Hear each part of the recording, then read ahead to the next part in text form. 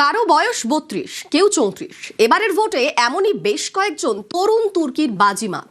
বিজেপির টিকিটে জিতে বিধায়ক।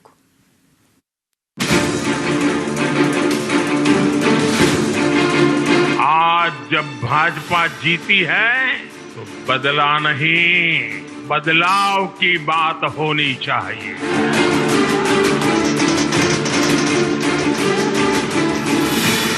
বাংলায় গেরুয়া ঝড় এবার ২০০ পার।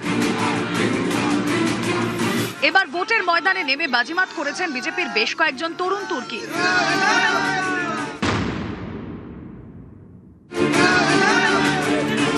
প্রথমবার ভোটের ময়দানে প্রথমবারই জয় ৩৪ বছর বয়সে বিজেপির বিধায়ক।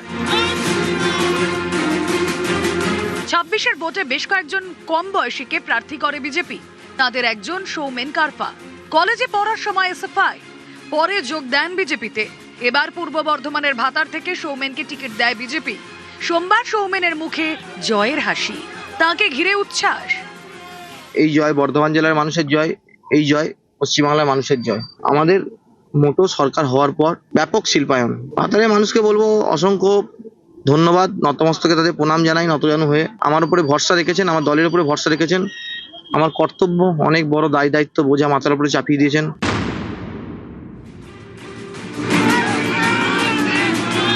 উত্তর দিনাজপুরের করণদিঘি, এখানকার বাসিন্দা বিরাজ বিশ্বাস, বয়স ৩২, পেশায় আইনজীবী। এই বিরাজকে এবার করণদিঘি থেকে প্রার্থী করে বিজেপি। তিনিও পদ্ম ফুটিয়েছেন।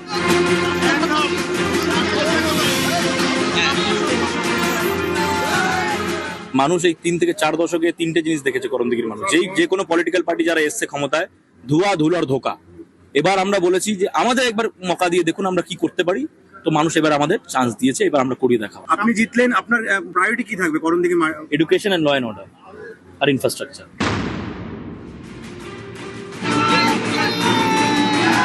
পশ্চিম বর্ধমানের বারাবণীর অরিজিৎ রায়, বয়স ৩৫, কলেজে পড়ার সময় তৃণমূল ছাত্র পরিষদ করতেন, পরে যোগ দেন বিজেপিতে। ২১-এর ভোটে তিনি বারাবণী আসন থেকে ভোটে লড়েন, হেরে যান তৃণমূলের কাছে। ২৬-এ ফের ভোটে দাঁড়ান, এবার জয়ী। এই জেলার সন্ত্রাস কবলিত যে বিধানসভাগুলো আছে তার মধ্যে সর্বোচ্চ শিখরে ছিল বারাবণী। সেই সন্ত্রাসের মোকাবিলা করে এই যে জেতার একটা অনুভূতি, সেটা তো একটা স্বাভাবিক আনন্দের আছে, এবং তার সঙ্গে দুর্ভেদ্য ঘাটিকে যে ভেদ করা যায় তার একটা প্রমাণ সারা জেলাকে বারাবণী দেখিয়েছে। এর জন্য আমি কৃতিত্ব দেব যে বারাবণীর আপামর জনতা। নিউজ 18 বাংলা।